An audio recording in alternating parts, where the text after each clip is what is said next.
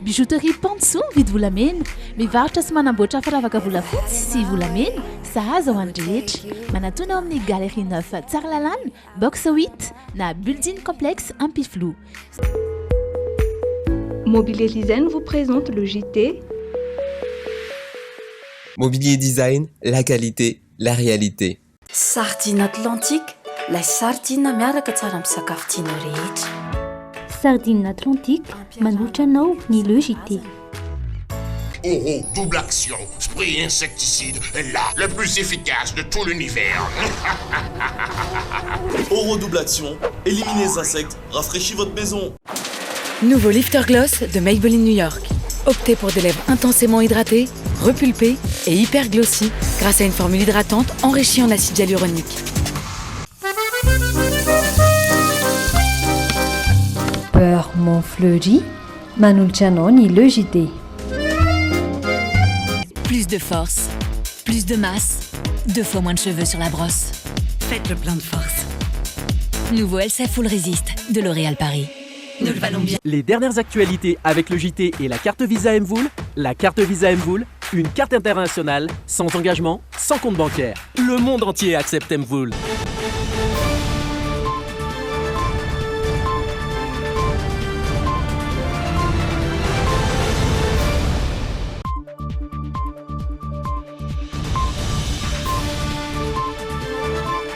Klasy tompoko vavy miarabanao tonga soa indray ato anatin'ny fampahalalam-baovao ny le JT amin'ny ity talata fahavalo ny volana jona atao naraka amin'ny 24 ity asaiko ampanajana ihany koa ianao naraka ny fampahalalam-baovao hatramin'ny faratry indehary aloha arahantsika vetivety ireto lohatenim-baovao ireto. Tsy maintsy miverina manao fitsirihana ara-teknika ny fiara-pitatitra entana raha iova mpitatitra olona indray. Ilaina ny fidirana amin'ny manara-dalàna hoy ny ATT.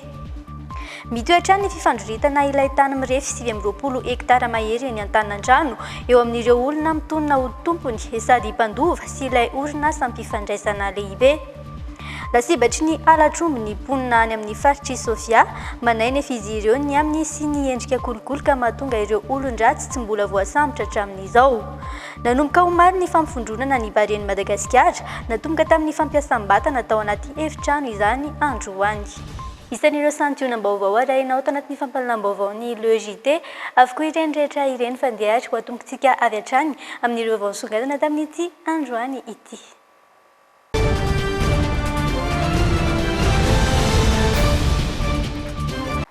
Nisantatra ny fiatrehana ny solombavambahoaka androany ny Premier Ministre Ntsay Christian namelabelatra ny politika ankapobeny ny fitondrana ny tenany nanaraka azy tao ihany koa ny ministry ny vola sy ny teti-bola ary ny tolakandro no niatrika ireo député ny départementa ny fanabeazam-pirenena ny fiarovam-pirenena sy ny ministera ny fampianarana teknika. Ny fivoriana ampitaindavitra no nanatanterahana ny fiaonan'ny antenimiram-pirenena amin'ny gouvernemanta mikasika ny taom-piasana 2024 sy 2025. Io maraina io no namelabelaran'ny Prime Ministre ireo fanapahan-kevitra noraisin'ny fitondram-panjakana manoloana ny fiatrehana ny Covid-19 nanaraka azy tao ny ministry ny toe-karena sy ny teti-bola. Ny tolakandro teo indray dia ny fandimbiasan'ny ministera ny fanabeazam-pirenena izay nitondra ireo tetikasa fanamboarana sekoly sy fampiroboroboana ny sehatry ny fampianarana amin'ny ankapobeny. Teo ihany koa ny ministry ny fiarovam-pirenena izay nanazava ny fomba fiasa vaovao eo anivon'ny tafika toy ny fametrahana ireo ZRPS na ny zone rurale prioritaire de sécurité, indrindra ihany koa ny asa fampandrintany amin'ireo faritra mena. Nandray fitenenana ihany koa ny ministeran'ny fampianarana teknika sy ny fampiofanana arakasa. Raha ny avy amin'ny solombavambahoaka indray dia anisan'ireo nahazo fanakianana androany ny ministry ny toe-karena sy ny teti-bola ary ny ministry ny fanabeazam-pirenena. Raha nampanometra ampanontaniana hatrany ny fomba fitantanana ny teti-bola-panjakana dia tsy nankasitrahan'ireo député ny fifandraisana amin'ny ministry ny fanabeazam-pirenena, voalaza fa manao laharam-pahamehana ny fanapahan-kevitra ara-politika ny ministra. Noderain'izy ireo kosa ny hetsika fametrahana fandriam-pahalemana tanterahan'ny ministera ny fiarovam-pirenena. Miantso ho an'ny firaisan-kina ny solombavambahoaka ny filohan'ny vondrona parlementaire IRD mba hampahomby ny asan'ny gouvernemanta. vaovao ny trangam-piarahamonina kosa indray mitoetra ny fifandroritana ilay tany mirefy 20 hektara mahery eny Antanan-drano eo amin'ireo olona mitonona ho tompony sady mpandova sy ilay orinasa mpifandraisana lehibe. Efa mamefy ny tany ilay orinasa izay manana taratasina tany sy alalana avy amin'ny commune. Manohana izany kosa ireo mpandova izay manana taratasina tany ihany koa. Fanadihadiana iarana amin'ny Andrilalaina Andriamasy Doda Rajarinjato.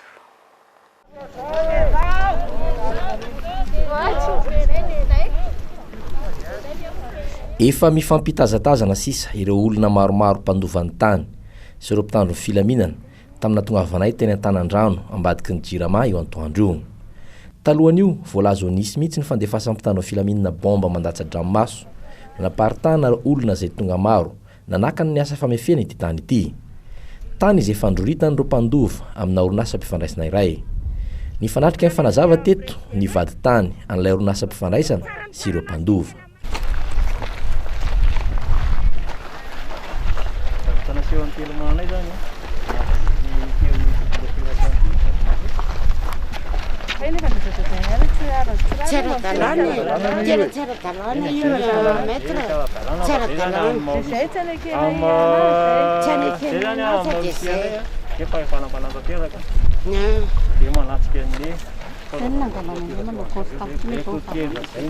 Ka le izy ane marina ohatra zay zao mitondra ise hoe tsara dalàna le izy mijanona. Le izy zany izay gasy dia manara-dalàna.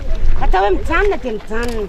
Atao hoe zao zay tsy mbola afaka tsy naka mpitandro filaminana zany mihitsy. Tamina anjaranay ny tany dia anjaranay ny tany. Tsy mety le izy. Tamina anjaranay ny tany. Dia tonga dia atao anona orinasa zao. Tsy mety zany. Zay ny mahatonga an'le izy le hoe mbola zao a miteny hoe tsy korotana reo vahoaka reo fa le tsy rariny zany ajanona fotsiny dia zay. Alesa miandry didi-pitsarana. Nanambaro manana taratasy tany sy taratasy fahazon-dalana amefiny tany nomeny commune Ankadikely Lafy tamin'ny 20 aprily 2024 ny vady tany ny rano ilay orinasa mpifandraisana. Dikan'izay zany a zay natonga ny 3 mois manao an'izao clôturation zao dia zay moa zany a maofisiany mpanatateraka fotsiny zay dia manatsika ny zavatra miseho ety zay fotsiny asanay tsisy akoatra. Zany hoe maître zany tsy afaka maly hoe ty tany ty ohatra mbola divanena fitsarana dia efa misy clôture sady sa hoe resaka ny fitsarana aloha zany a zay zavatra men'ny 3 mois anay a ny ainganay zay tsy inona tsy avokany a fa zay ntirika ny andraikitra samy manana ny azy zay raha avoaka ny 3 mois zay dia afaka mamoaka an'izay mamaly anao an'izay zay tsy inona ici a dia mamaly anao fotsiny hoe zay ty exécution nataonay ety a araka zavatra nasehoko anao teo a dia manatateraka fotsiny zay a dia manatsika ny zavatra miseho ety fa zay ady any aloha zany a tsy fantatray fa araka ny situation juridique hitanao eto io asehoko anao io a dia vansoratra ny 3 mois ny izy dia livré sur réquisition dia 3 mois mazava ho azy io. Nanday izany nefa ireo mpandova ho azy ireo dia tsy nanaraka ny lalàna ireo mpifanandrina aminy ary misy olona ambony sy mpitandro ny filaminana ao ambadiky ny fanaovana antonjay azy ireo. Nanao izay fomba rehetra zany amin'ny ara-dalàna mba hijanona n'ity ady ity. Tena efa natao daholo. Nefa moa tsy misy mihaino ihany zany le izy a fa miteny nevitra. Amin'izao fotoana zao zany dia hitanareo raha malala zany a fa tena mpitandro filaminana tseranena tonga eo. Io zavatra io zany mbola iantso-antsoko ihany any général Ravalomanana hoe seg ministre gendarmerie hoe baiko avy any aminao ty zavatra ty raha ny olona zay mpitandro filaminana andresaka teto ka zahay dia tsy hitarikola fa reo olona hitanareo afara reo a dia anisan'ny fianakaviana manana ny tompon-tany zavatra mahagaga tena zavatra mahagaga nefa amin'izao fotoana dia voamaly a dia nandresindray zareo tamin'ilay hoe fampietona ny asa zany hoe mbola tsy hamoaka mpamoaka zay eto aloha manana proof zay fa zareo nefa manantena fa laka misy zareo mpitandro filaminanareo ihany any miresaka aminay hoe aresony zareo amin'ny didi-pitsarana latsinainy ahoana moa ny afantaran'le olona milaza ho tonona fa aresy azo jerena zany didym-pitsarana eo fitsarana zay ny zavatra tena mahagaga fisamborana mangony fotsiny ary efa nyteny zany le voronasa tseratsera io fa de voatsipona tsy tokatokana zahay nanambarany mbola nohoetra ny hetsika fiarovana ny tany tsy ho lasan'ny mpanambola ireo mpandova mitoetra any kosa ny asa famefena ilay tany mirefy 20 hektara sy 420 ara 3 centiara eny an-tanan-drano ambadiky ny jirama fa lasibatry ny halatromby ny mponina any amin'ny faritry Sofia manainy efizy ireo ny amin'ny sy ny endrika kolokolo ka mahatonga ireo olon-dratsy tsy mbola voasambotra hatramin'izao sarotra ho an'ny mponina ny tsofoka ao amin'ilay toerana anatobiana ireo omby halatra noho ireo olon-dratsy mampiasa fitaovana mahery vaika miantso ny fitondram-panjakana ijery fotony ny zava-misy any toerana ny mponina ny amin'ny faritry Sofia araka ity vaovao tanteriny miaro sorojo ravaka sy Doda Ratsanjato amintsika ity. Mampitaraina ny mponina ny amin'ny faritry Sofia ny resaka tsy fandriam-pahalemana indrindra ny halatromby anarana voatonona matetika sy voaroroy amin'izany i Gerson sy ny namany izay manana kijana itobiany ireo omby very tsy afa-manoatra sy tsy afaka hitsofoka ao amin'ilay toerana nefa ny tompon'omby noho ny fitaovana ampiasain'ireo jiolahy arak'izany hatreto manodidina ny 100 aloha ny omby efa tafaverina amin'ny tompony. Le faritra misy amin'io jiolahy io zany de Fokotany aloha Betmoendre commune Nadrano district Nantsy ary ny omby ao anatiny dia maro amandrivony fa ny fahazo amin'izay dia eo amin'ny 700 eo zany ny fatafango ary ny 200 ny sisa mbola tsy tafaveriny amin'ny tompony le nahita ninazy zany mbola any amin'ny 500 mahery koa ny omby zay mbola katsahana ao ary hitakafo mbola tsy asa satria ny omby zany fa somary maliolio hely noho ny amin'ny atiala matevina zany toerana misy kijany ny fitaovana zay ampiasainjareo zany de basy zany basy calibre zany tena matetika ampiasainjareo akazy ary tena presque manana zany zany ny jiolahy zay miara-miasa aminjareo ao amin'ny atiala io zany. Takin'ny mponina ny amin'ny faritry Sofia ny fisamborana aingana ireo olon-dratsy saingy manahy izy ireo ny amin'ny fisiana kolikoly ka mahatonga ireo mpangalatromby tsy mbola azo hatramin'izao mahatsiaro iara ny tsindry azo lena sy ataon'ny mpitandro ny filaminana ankilabao ny mponina ny amin'ny faritry Sofia. Gerson zany rehefa misy zany ny fanjakana andeha nambotra azy zay tena mahazatra azy teo de hoe androsony vola zany le fanjakana ary tena zavatra nampalahelo tena nampalahelo nisy fotoagna anankiray zay zahay zany nitondra nagnafatra zandarma romby telopolo le zandarma diagna tamin'izany hoe ndisambotra ny Gerson sady noho le sava tamin'ny voaloha de ny zavatra misy lasa niaro le toerana misy Gerson ndraiky ny zandarma fa tsy tio amin'ny toerana misy anay vahoaka ka mangataka andriamatoa filoha mba jereny vahoaka anao idiny fotony ny vahoaka anao ary fotofotory tsara ny zavatra misy amin'ny district Nantsy indrindrandrindra. Telo herinandro lasa zay nisy tamin'ireo fokon'olona no nofirain'ireo olon-dratsy izany hoe ankoatra ny halatromby sady mandratra no mandoro trano ihany koa ireo jiolahy raha ny fitaraina ny solotenan'ny mponina avy any amin'ny faritry Sofia hatrany. Fa ny trangana lozam-pifamoivoizana an-dranomasina tany Salary Toliary ny sabotsy maraina lasa teo olona telo nahitana renim-pianakaviana iray sy zaza roa no namoy ny enty noho ny farendrehan'ny lakana tombanana ho ny abetsaky ny hepandeno na tonga ny loza andro lalaina sy kasambola-manana.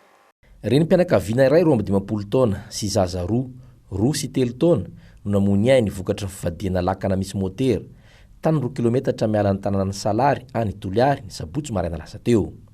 Vehivavy 20 taona sy 15 taona mbola tsy tapopoka hatramin'izao. Ankoatr'ireo dia pandemisa 20 sy ekipazy 2 no afitra somatsara. Ny abetsaka ireo pandeha izay nampavesitra ilay lakana kely misy motera no tonga ny loza araka ny tatitry ny APMF. Raha araka ny tatitry ny fiadidiany faritra Atsimandrefana nefa dia olona 9 no namoy ny ainy tamin'ity loza ity. Vonaen'ny loza ny gouvernoura ny dokotera Ronelson Edaly sy ny préfet ary ny chef district dia tonga nanotrona sy niara-ory tamin'ny fianakaviana namoy ny ainy tena miseranan-dakana mahavatsy. Nanamafy koa ny governo faritra Atsimandrefana fa nivesatra ny entin'ity laka kely misy motera ity no narendrika azy. Na ny APMF na ny governo faritra Atsimandrefana dia samy nanamafy ny tokony hanajany ireo vesatra sy isan'ny olona tokony hoentina ary ny tsy maintsy anaovana salotraina azy ireo tsirairay avy mba hisoroana ny loza tahaka izao. Ndeha ary entina amintsika indray ny fivoarany ny valanaretina COVID-19 eto Madagasikara. Misa 40 ireo tranga vaovao voamarina ho mitondra ny varanaretina Covid-19 omaly 7 jona 2024 tamin'ireo fitiliana 7.25 natao. Tarehy marika ambany indrindra teto Madagasikara tamin'ity Covid-19 andiany faharoa ity voarakitra omaly alatsinainy io sy fiteto Analamanga ny iray hidiana 3 Vakinakaratra 2 Atsimoandrefana ary iray tany amin'ny faritry Melaky. Misy 5 kosa ireo olona lavo izay nampitombo ny tarehy marika ora 1.7 ny tambatrisan'ireo efa nodimandry noho ny tsimikaretina coronavirus hatramin'ny taona 2020. Ary avy any mahatsatra ambony ny iray. Mbola ahitana olona marary mampiseho fahasarotana miisa 5.70 amin'izao ihany koa eto Madagasikara amin'izao fotoana izao raha toa ka nisy olona 12 sitrana somatsara omaly alatsinainy.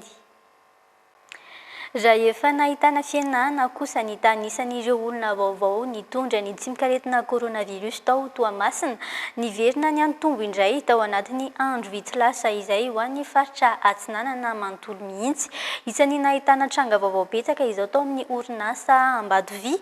Nisy araka izany ny fandraisana fepetra sy fanapahan-kevitra maro mba ahafahana mifehy ny fiparitahan'ny Covid-19 ao anatin'ny na ivelan'ity orinasa ity nandritra ny fandalovana ny ministry ny fahasalamam-bahoaka tany antoerana agnim-baovao ny Remy Prudence eo amin'ny rindran-tsary ny misy Razafinjatovo. Nanatanteraka fidinana tampoka tao amin'ny orinasa Ambadovy ao Toamasina ny alahady teo ny ministry ny fahasalamam-bahoaka. Raha narefa nisy fiakarana indray ny isan'ireo olona voamarina fa mitondra ny tsimikaretina coronavirus ao anatin'ity orinasa ity. Tao anatin'ny andro maromaro anefa izay efa nahitana fianana ny tahan'ireo tranga vaovao ao Toamasina. Ilay fiakarana tato tsy hoe kory mampatahotra kory ilay izy kanefa tsy maintsy raisina ny adidy sy ny andraikitra manoloana an'izany. Ary izy ity zany efa fanaonay foana hatramin'izay tamin'ireny taorinan'ny première vague reny dia opération coup de poing moa fiteninay azy hoe mahita 4 mahita 5 miakatra tampoka isan'andro na mahita 10 dia tonga dia efa avy hatrany tsy maintsy mandeha andraikitra idinana ohatran'izay zany mba hitazonana ny vokatra azo. Dia ataoko angamba fa tsy dia ampitaintaina loatra ho an'ny voakany Toamasina zany satria ilay izy koa ato Ambadovy dia fehizitsika ato ilay izy. Nisy noho izany ireo fandraisana fepetra sy fanapahan-kevitra maro samihafa no raisin'ny ministra mba ahafahana mifehy sy misoroka ny fiparitahan'ny varanaretina Covid-19 ivelan'ny orinasa Ambadovy. Marina moa fa ny zavatra ohatran'izao zany matetika dia misy an'ilay hoe cas autochtone zany hoe ato amin'ilay toerana ihany zany izy no mipongatra ary mila fehezina. Io moa ilay tenentsika amin'ny teny hoe cluster koa zany dia fehezina aingana zany zavatra rehetra izany. Ka ny fepetra ndraisina moa zany voalohany indrindra dia ny fepetra ara-pahasalamana rehetra tena nijerena ifotony daholo mihitsy ankehitriny zany dia azo lazaina hoe tafapetraka manaraka n'ilay fomba hitondrantsika ny ady zany ny zavatra rehetra izay atao ato anatin'ity Ambadovy ity. Hampitomboina ny fiarah-miasa amin'ireo mpitantana ity orinasa ity miaraka amin'ireo tompon'andraikitry ny fahasalamana hitazomana ny vokatra efa azon'ny faritra Atsinanana tamin'ny fifehezana ny Covid-19. Ary sy fanankalozam-baovao isan'andro mahakasika ny fivoaran'ny tranga vaovao voamarina ao amin'ny orinasa Ambadovy. Vaovao mahakasika ny varanaretina Covid-19 any ivelany kosa indray indray nisy ny andiany fahatelo amin'ny Covid-19 mety andripakolona bebe kokoa noho ny tamin'ny andiany faharoa ao Brésil hoy ny épidémiologiste. Antony izany ny fahatarany ny fanaovam-bakisiny any antoerana ny famahana ireo fepetra sakana loloatra ary ny fiovaovan'ny variant vaovao tonga indray any Brésil. Amin'ity farany volana Jona ity mety ho tonga hatramin'ny 10 etsy ireo lavo ny Covid-19 ao Brésil hoy ny épidémiologiste hatrany izay iray amin'ireo tapa-fatesana ratsy indrindra voarakitra maneran-tany. Tsy mandeha araka ny tokony ho izy ny fahafahan'ny mponina manao vaksiny any Brésil. Aloloatra ny famahana ireo fepetra fisorohana ny varanaretina Covid-19 anefa firenena faharoa nitondra ny tanisa betsaka indrindra tamin'ireo maty sy voan'ny Covid-19 i Brésil. Miovaova hatrany ihany koa ny variant vaovao tonga any antoerana noho ny fivezivezena. izany rehetra izany dia mahatonga ny aya mipetraka satria mety hisy indray ny onja fahatelo ny covid-19 ao Brésil ary mbola mety hahafaty olona bebe kokoa noho ireo roa teo aloha. Raha ny tombana dia ho tafiakatra 10 mihetsy ny isan'ireo lavy ny covid-19 amin'ity faran'ny volana hitsaina ity, izay iray amin'ireo taham-pahafatesana ratsy indrindra hita eto amin'izao tontolo izao. Miaina tantara ratsy mitohy tsy misy fahataperan'ny Brésil. Misaona tsy misy fiafarany noho ny covid-19 ny mponina izay manodidina ny 12,9 tapitrisa eo. Miaraka amin'ny fandrahoana ny tsy mikaretina coronavirus andiany fahatelo izay efa manambana indray. Ho an'ny maresaka iraisam-pirenena kosa indray ora vitsy taorian'ny fianianana nataon'ny kolonely Assimi Goïta omaly amin'ny mahafilohan'ny tetezamita azy nanendry ny filohan'ny gouvernemanta izy. Voatendry ho praiministra omaly tamin'ny fomba ofisialy Choguel Kokala Maïga, mpanao politika nasionaly efa ela nitezana aroary ny fanampampanazavana. Voatendry hitondra ny gouvernemanta ny tetezamita maliana i Choguel Kokala Maïga ora vitsy taorian'ny fianianana nataon'ny kolonel Assimi Goïta nanendry any Maïga ho praiministra izy. Efa ministra i Maïga tamina fitondrana vitsivitsy ary ny telo nirotsaka ho fidiana ho filoham-pirenena ihany koa. Taribondrina tamin'ny fanoherana ny fitondrany Ibrahim Boubacar Keïta tamin'ny taona 2020 ihany koa izy. Mpanao politika i Maïga ary efa ela nihetezana tamin'io sehatra io. 17 taona ny lehilahy, teraka tao Tabango, faritra Gao. Andimbony toerany Mokhtar hoanina izy, praiministra nadoboky ny filohan'ny tetezamita Goïta amponja tamin'ny 20 Mey lasa teo, niaraka tamin'ny filohan'ny tetezamita teo aloha tanatin'ny fanonganam-panjakana faharoa nataony. Mariana fa fanonganam-panjakana indroa taona tao anatin'ny 9 volana monja no nahazoany Goïta ny fitondrana ny Mali. Nisy nametaka teamaina ny filoha Emmanuel Macron nandritry ny fitsidihan'ny sekoly iray tao amin'ny departemanta ny Drôme. Niparitaka teny anivo ny tambazotra an-tserasera ilay horonan-tsary lehilahy roa no voasambotra raha ny tatitra voaray ary efa tazomina tao andromaso noho ny herisetra ny nina natao tamina manam-pahefana. Ao anaty fitetezam-paritra ny filoha frantsay ankehitriny ary toerana iray notsidihiny no nisehoany ity tranga ity. Fa vaovao ho an'ny fanatanjahantena kosa indray nanomboka omaly ny fampifondronana ny barian'i Madagasikara, natomboka tamin'ny fampiasam-batana tao anaty efitrano izany androany. Tsisy lalao ara-piralahiana iraisam-pirenena tao fa ny fahaiza-miaraka.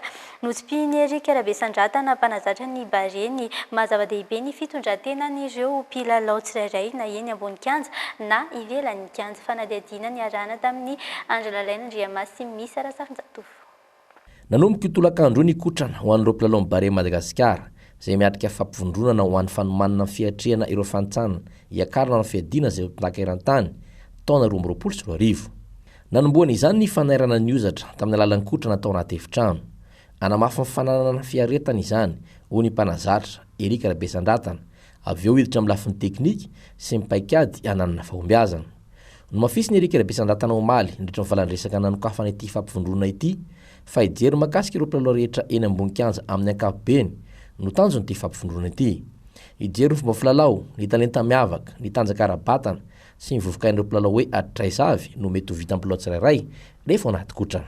Notsipia ny mpanazatra Eric Rabesandratana ihany koa ny mahazava-dehibe ny fitondrantenan'ireo mpilalao tsirairay na eny ambony kianja io na ivelan-kianja, fa indrindrindrindra ny fitandrona trano ny filaminana ao anatin'ny vondrona mba hisy ny toetsiana matianina kokoa ahafahana manatratra ny tanjona sy azona vokatra tsara. Ifarana fita amin'ny folo jona ho avy izao ity fampivondrona ity.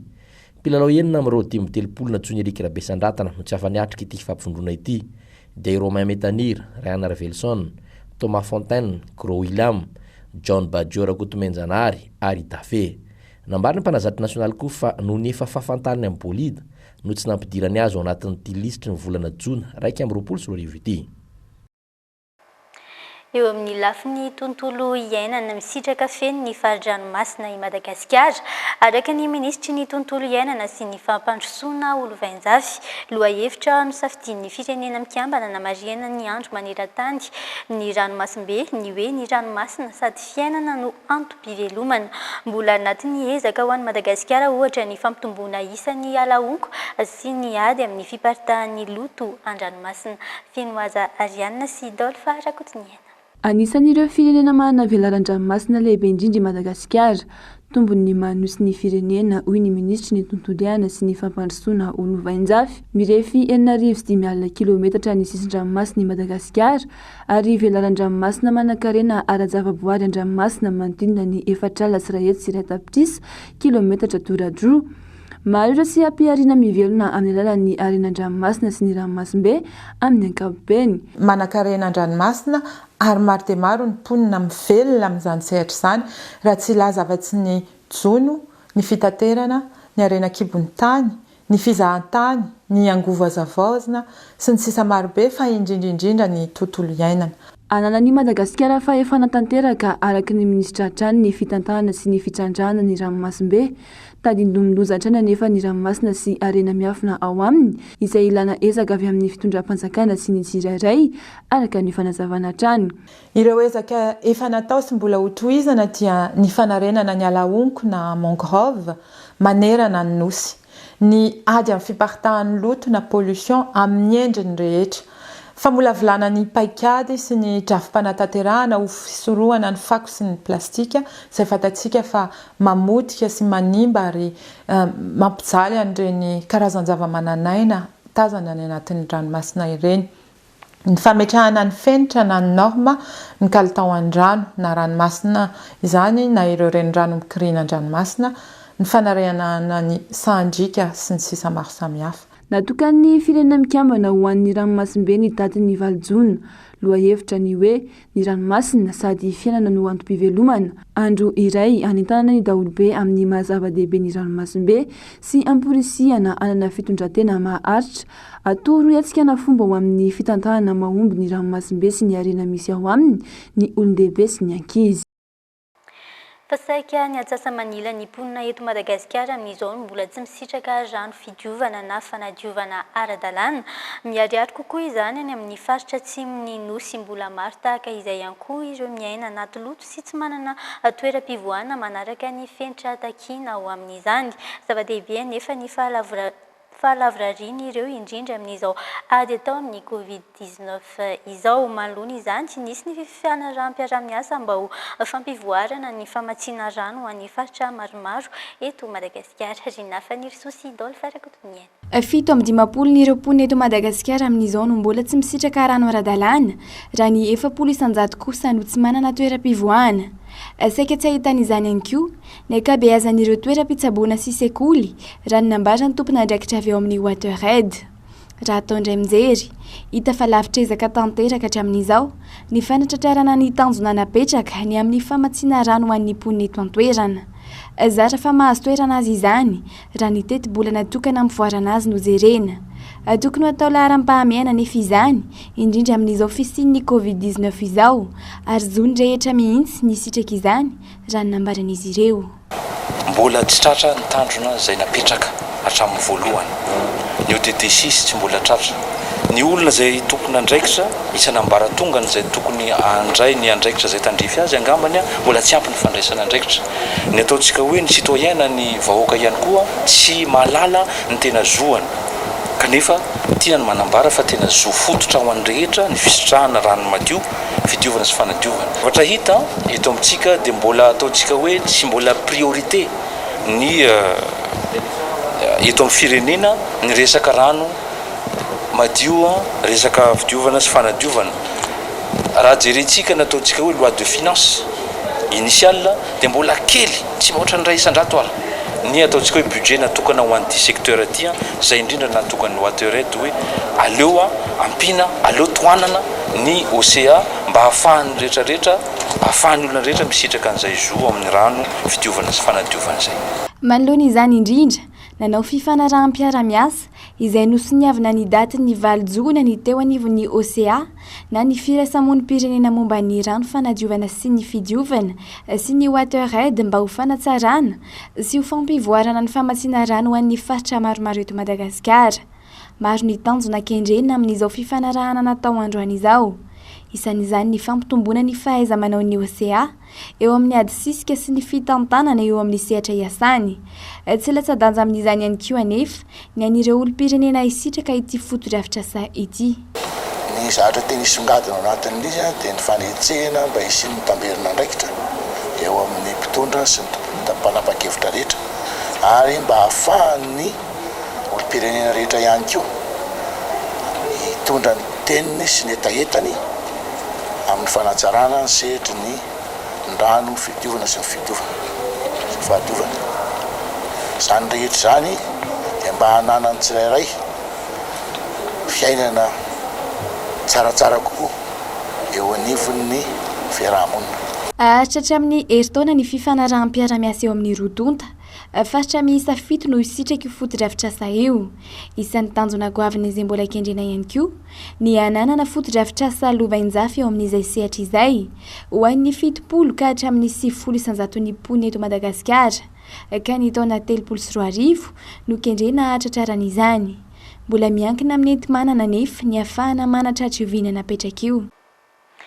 Efa nanomboka ny 3 jona teo ary tsy farana raha tsy amin'ny 12 aprily 2020 sy 2020 ny dingana fahatelo ny tetikasa-panjakana maharitra ho fanatsarana ny taranan'Antananarivo sy Madagasikara. Isan'ny andray anjara amin'izany ny vondrona Europeana sy ny ACB. Tanjona ao anatin'izay ny fanatsarana ny toeram-ponenan'ny mponina sy ny fanafoanana ny toeram-ponenana tsy zarizary ny aina Rasolo Arimanana sy Misa Razafindatofo.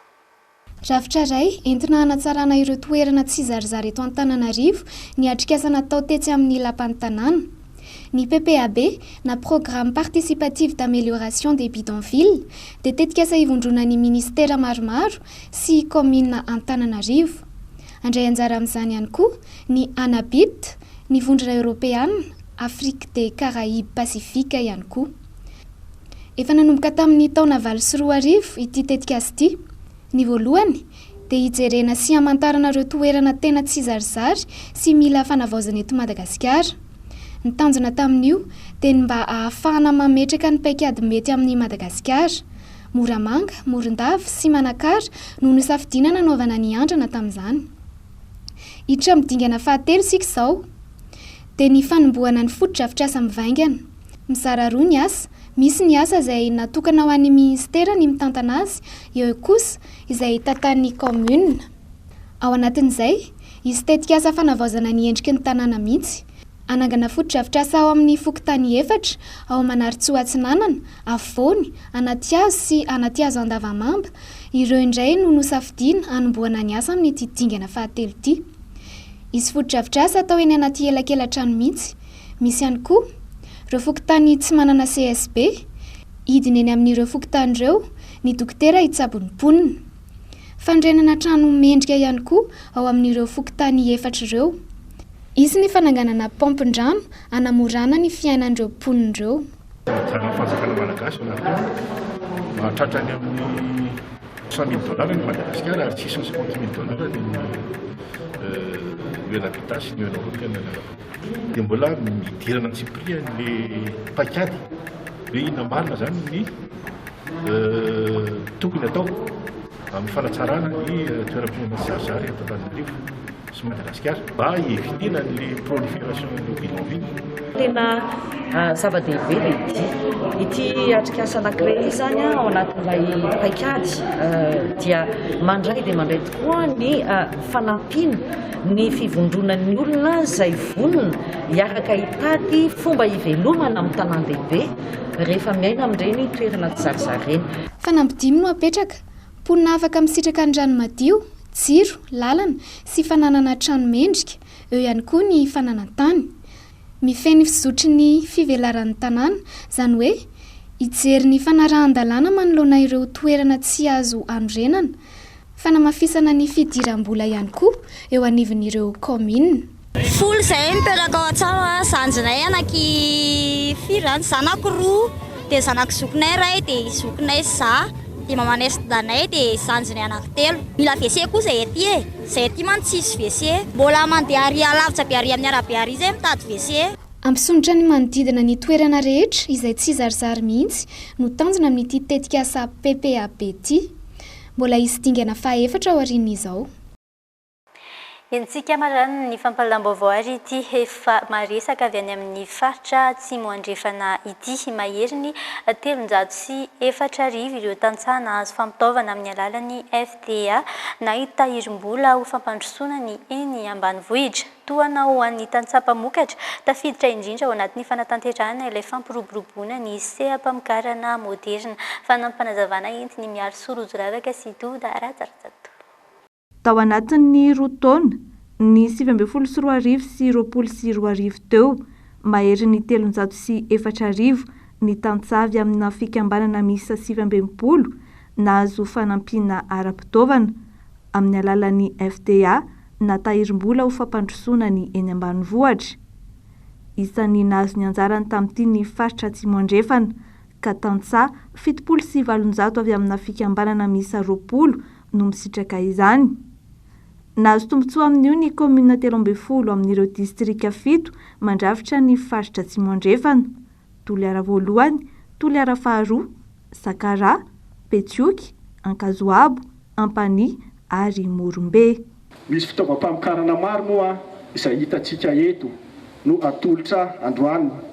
Ohatra fitaovam-pamokarana vaventy hitantsika eto zao ny motoculteur, misy lakana ao aoriana ao, misy motora hors-bord, dia misy décortiqueur, misy koa ny fitaovam-pamokarana madinika ohatra ny sarcleuse, ny pulvérisateur, misy koa ny anam-pamokarana toy ny biby, ny osy sy ny kisoa, dia misy koa ireo natokana ho an'ny fambolena toy ny masom-boly, ny MPK, ny urée. Sampandraraha iray ao anatin'ny ministeran'ny fambolena, ny fiompiana ary ny jon'ny FDA izay misahana manokana ny toana ho an'ny tantsapamokatra. Tafiditra indrindra ao anatin'ny fanatanterahana ilay vely rano fahasivy dia ny fahavitantena ara-tsakafo sy ny fampiroboroboana ny sehampamokarana moderna. Ny faritra Atsimo andrefana dia manana ny 300 kilometatra ny ranomasina, manana velarantany azo ambolena be dia be, marina hoe misy ny partie somary maina ny tapany Atsimo kanefany ezahana fa tsy ataonay klema zany fa ho ezahana hatrany mba ho hiakatra avo indrindra ny lenta ny faritra Atsimo andrefana eo amin'ny lafiny famokarana amin'ny jono sy ny fiompiana ary ny fambolena zany. Mariana fa misy roa ny mpamatsy vola ny fandaran'asa momba ny toana ho an'ny tantsapamokatra. Isan'izany ny fandaran'asa defi toana ny FIDA ary ny fandaran'asa rindra toana ny vondrona Eoropeanina. Mialohan'ny tena isarana tahaka ny mahazatra ary dia hoentina ampahafantarina amintsika ihany vinavina mety toetry ny andro ho an'ny rampitso.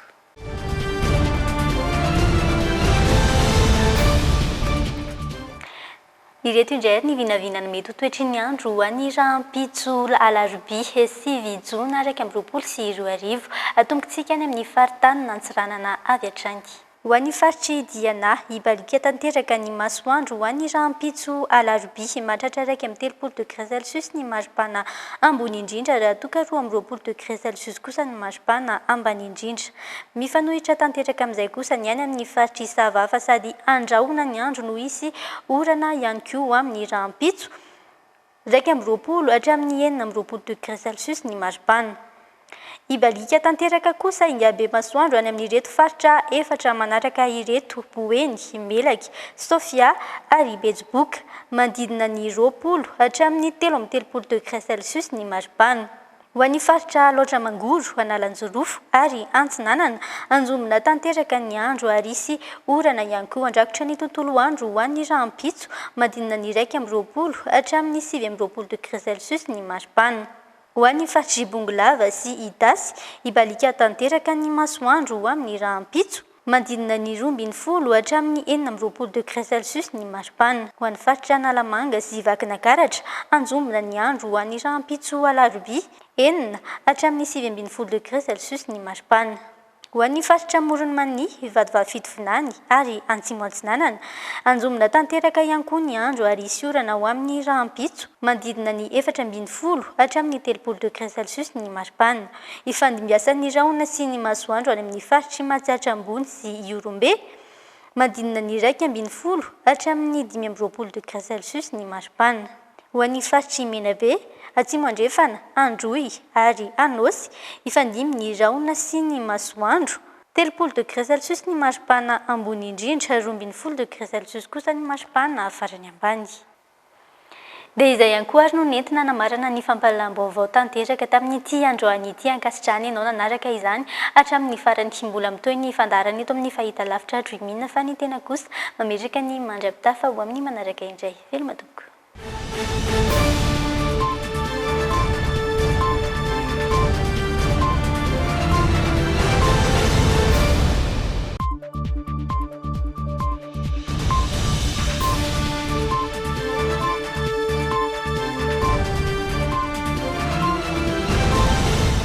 Les dernières actualités avec le JT et la carte Visa Mvoul. La carte Visa Mvoul, une carte internationale, sans engagement, sans compte bancaire. Le monde entier accepte Mvoul. Mobilier Design vous a présenté le JT. Mobilier Design, la qualité, la réalité. Plus de force, plus de masse, 2 fois moins de cheveux sur la brosse. Faites le plein de force. Nouveau LCF Full Resist de L'Oréal Paris. Nous le valons bien.